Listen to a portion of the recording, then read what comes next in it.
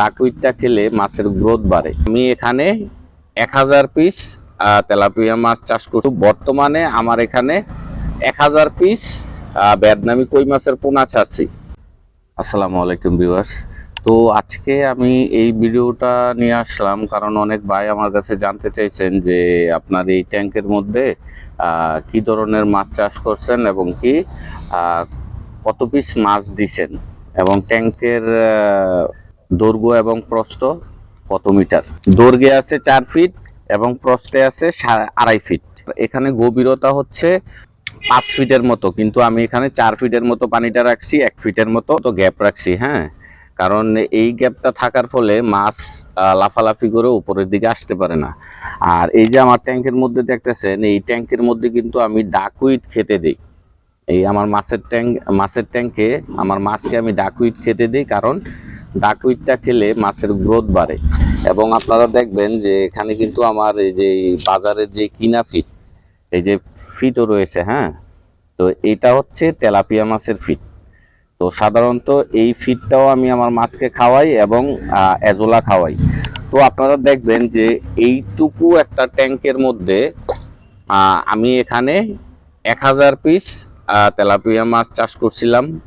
ওই সময় আমার এখানে অক্সিজেন ছিল, কিন্তু বর্তমানে আমার এখানে 1000 পিস ভিয়েতনামি কই মাছের পোনা ছাড়ছি। তো আমার এই ভিয়েতনামি কই মাছের পোনা আমি কিছুদিন পরপরই এখান থেকে উঠাই এবং কি নিজে খাই।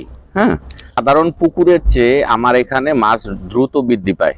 কেন বৃদ্ধি পায়? কারণ আপনারা দেখতেছেন যে আমি এখানে এজোলাও খাওয়াই এবং কি আমার বাজারে যে কিনা ফিট, এই ফিটগুলোও খাওয়াই। আর সাধারণত এইটুকু একটা জায়গার মধ্যে আমি 1000 মাছ চাষ করতে পারছি শুধুমাত্র একটা কারণে, পানিটা রিসাইকেল হওয়ার কারণে। এখানে কিন্তু পানিতে তেমন কোনো ময়লা থাকে না এবং মাছের যেই বর্জ্যগুলা, সেই বর্জ্যগুলা কিন্তু আমার এই পাইপের মাধ্যমে, মোটরের মাধ্যমে কিন্তু আমার এই বেডগুলাতে নিয়ে আসি। তো বেডের মধ্যে ফিল্টারিং হওয়ার কারণে এই পানিগুলা পরিষ্কার থাকে এবং কোনো প্রকার মাছের বর্জ্য থাকে না, বিদায় এখানে আমি পর্যাপ্ত মাছ দিতে পারি।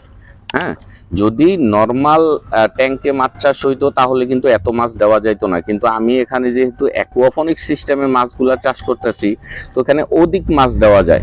আপনারা জানেন যে অ্যাকুয়াফনিক্স ট্যাঙ্কে পানিটা পরিষ্কার থাকে, সেই কারণেই মাছ বেশি চাষ করা যায় আর তেমন কোনো মাছের রোগবালাই নেই। হ্যাঁ, এই সমস্ত ট্যাঙ্কে আপনার ভিয়েতনামি কই মাছ, শিং মাছ, মাগুর মাছ, এই সমস্ত মাছ চাষ করা হয়।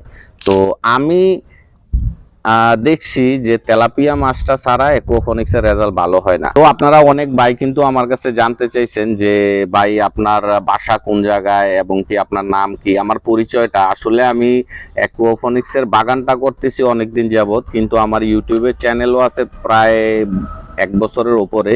কিন্তু সাধারণত আমি এই অ্যাকুয়াফনিক্স এবং আমার গাছ এবং মাছের ভিডিও ছাড়া আমি তেমন কোনো ভিডিও দেই না।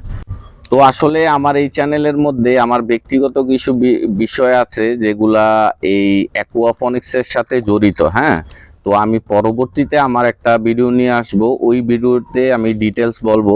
তো আমার রেগুলার কিছু ভিউয়ার্স আছে যারা কিনা আমার ভিডিওগুলা দেখে এবং কি রেগুলার কমেন্ট করে। হ্যাঁ, এই যে দেখেন এই ভাইটা কিন্তু আমাকে রেগুলার কমেন্ট করে থাকে এবং অনেক ভাই আছে যে আমাকে রেগুলার কমেন্ট করে। তো সাধারণত আমি যেহেতু এই ইউটিউব চ্যানেলের মধ্যে এতটা অ্যাক্টিভ না, ডেইলি রেগুলার ভিডিও আপলোড করি না, তো সেক্ষেত্রে আমি যখন দেখলাম যে না, আমার চ্যানেলটা দিনে দিনে আস্তে আস্তে বড় হচ্ছে এবং কি সবাই কমেন্ট করছে, নতুন নতুন ভিউয়ার্স আসছে, যুক্ত হচ্ছে, তো সেক্ষেত্রে আমি চিন্তা করে দেখলাম যে আসলে অ্যাকুয়াফনিক্সের পাশাপাশি যেহেতু আমি বাগানটা করতেছি, আমার ভিডিওগুলো সবাই দেখতেছে, তো সবারই কিন্তু একটা কৌতূহল জাগে আমার ব্যাপারে, আমার বর্তমান লাইফ এবং ইনকাম সোর্স সবকিছুর ব্যাপারে। তো এই যে দেখেন, এই খাবারগুলাই কিন্তু আমি আমার মাছকে দিই। হ্যাঁ, এই দেখবেন যে এখন কিন্তু এজোলাগুলা আছে, এজোলাগুলা থাকার কারণে এজোলা খেয়ে কিন্তু পেট ভরা আছে,